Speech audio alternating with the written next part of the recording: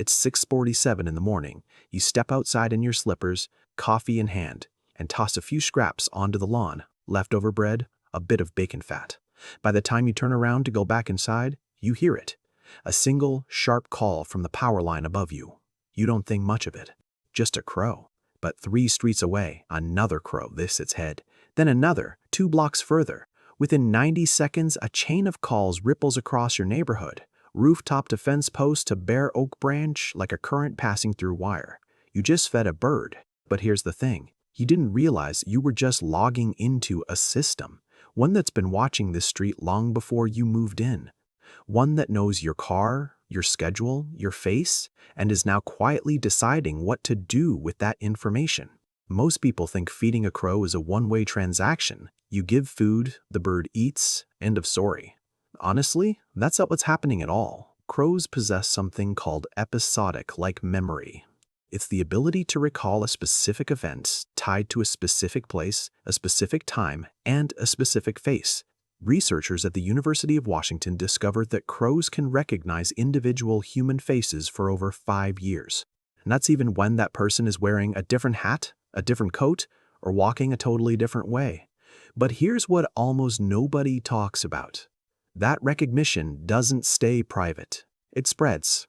A crow that has never seen you before can be taught, in seconds, to treat you as a threat or an ally. They just watch how the other crows around them react when you show up. You're not just being remembered, you're being broadcast. This matters because somewhere right now, in a backyard much like yours, a crow is watching someone pace back and forth, agitated, before that person does something the rest of the street will regret. And the birds? They know first. If you've ever felt like the crows on your street seem to know you, you weren't imagining it. There's a structure behind that feeling. It's old, it's layered, and it's far more organized than science casually admits. I promise, by the end of this, you'll never look at a crow on a wire the same way again. Stick around, because the third layer of this network is the part most researchers won't say out loud on camera. And it's honestly the reason this channel exists. Hit subscribe if you want to keep seeing what's hiding in plain sight. In 2008, a biologist named John Marsluff ran an experiment in Seattle. He and his students wore a single rubber mask while trapping and banding wild crows. It was a deliberately threatening interaction. Then, they walked the campus, sometimes wearing the mask and sometimes not. The crows that had never been touched, never been trapped, never even seen Marsluff's face. They scolded the mask anyway. They dive-bombed it, screamed warnings from the trees. 5 years later, the mask was still being mopped by crows that hadn't even been born during the original trapping. Think about what that actually requires. It's not just memory, it's transmission. A bird had to witness the danger, encode the visual signature of a threat, and pass that signature down to chicks, to neighbors, to strangers, 3 generations removed from the original event. And this is the part that should kind of unsettle you. If a crow can transmit a threat this precisely across years to individuals who never witnessed the original event, what else are they transmitting? And what happens when the signal isn't danger? What happens when the signal is simply feed this one? Here's where it gets stranger. Crows don't just remember bad actors. They build trust ledgers for good ones. In long-term feeding studies, researchers noticed something odd. A person who fed crows consistently for weeks would eventually receive gifts, bottle caps, buttons, a single earring. Once, a wedding ring dropped neatly on a windowsill. For years, this was dismissed as random object caching behavior. Crows hoard shiny things, simple as that. But newer observation suggests timing matters. The gifts tend to appear after a period of reliable feeding, not during it. It's almost like the bird is testing something first. Testing what exactly? Some researchers now believe it's a probe, a way of measuring whether the human will still show up after the food source temporarily disappears, a loyalty check encoded in feathers and instinct. If that's true, then every gift on your windowsill wasn't gratitude. It was the result. You passed something, and you may not even know what the test was. Drive through any city and look up. Crows on power lines aren't just resting, they're positioned, almost always at the highest visible point, almost always facing outward, scanning. Ornithologists call this sentinel behavior, typically used to watch for predators. But in urban environments, the predators are mostly gone. Hawks are rare. Cats stay low. So what are they still watching for? Increasingly, the answer points to us. Crows in dense human environments have been observed tracking specific, repeated human behaviors: which cars stop, which doors open at which hours, which yards produce food and which produce threats. In one tract neighborhood in Chicago, researchers mapped crow positioning over 6 weeks, and they found something remarkable. The birds had effectively built a rotating watch schedule with different individuals occupying high vantage points at different times of day, always covering the block, a street with no police patrol, no security camera, but fully watched every hour by something that never blinks for long. Now here's the layer that changes everything. This isn't just a flock, it's a family business, and it's hereditary. Crow offspring often stay with their parents for up to 5 years, far longer than most birds, helping raise the next generation of chicks. During that time, juveniles don't just learn how to forage, they learn the map. Which house is safe, which window means food, which human face triggers alarm calls, and which one means breakfast.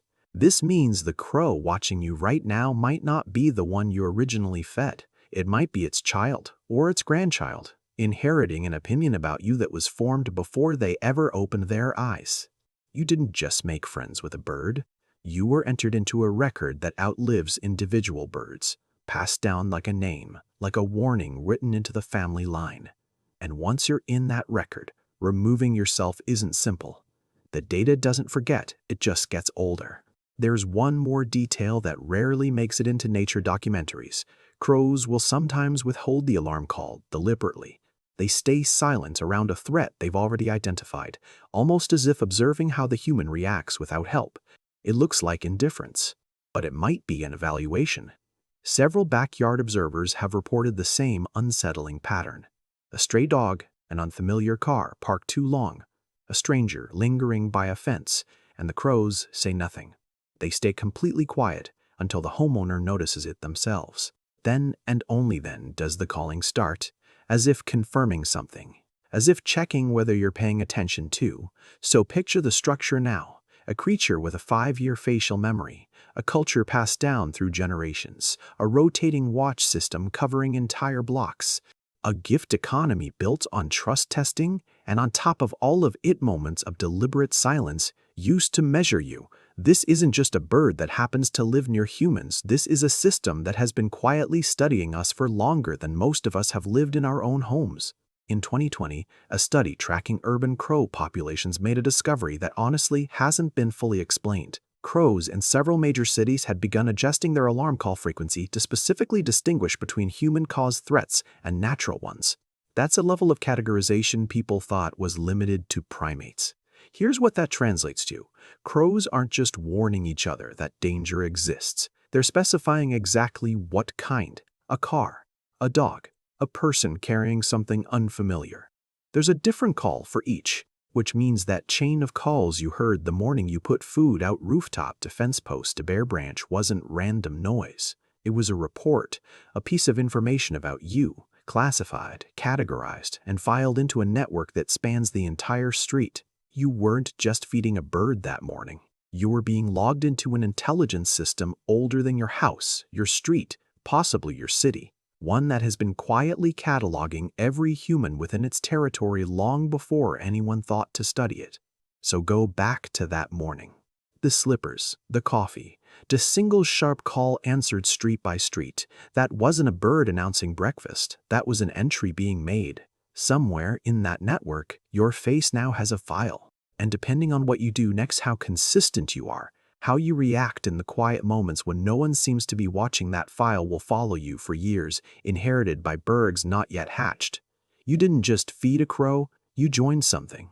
So tell me, have you ever felt like the crows on your street already knew who you were before you fed them a single crumb? Drop your story below. I read everyone, and some of the best evidence for this entire theory has come straight from the comments section.